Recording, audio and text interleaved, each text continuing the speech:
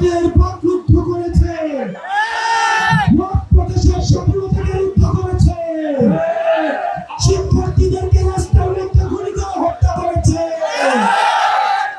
আলেমদেরকে দাড়ি দিয়ে দাড়ি সহ মসজিদের মিম্বর থেকে টেনে টেনে নামিয়েছে। আমাদের কোনো মত প্রকাশের স্বাধীনতা ছিল না।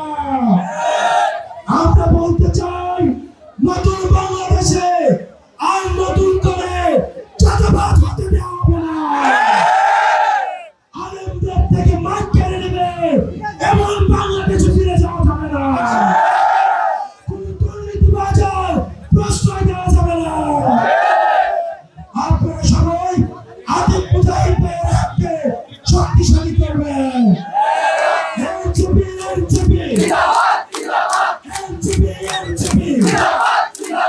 আমার বাড়ি তোমার বাড়ি, আমার বাড়ি তোমার বাড়ি, আমার বাড়ি তোমার বাড়ি।